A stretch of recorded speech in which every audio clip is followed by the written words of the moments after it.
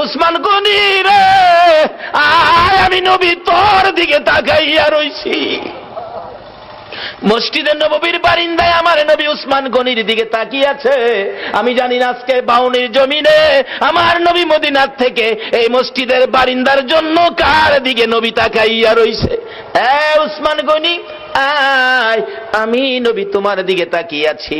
নবীজির সামনে দাঁড়াইলে উসমান গনি ডাকতেছে, ইয়া রাসূলুল্লাহ, বলুন কিসের বিনিময় আপনার চোখের পানিগুলো মুছতে পারি?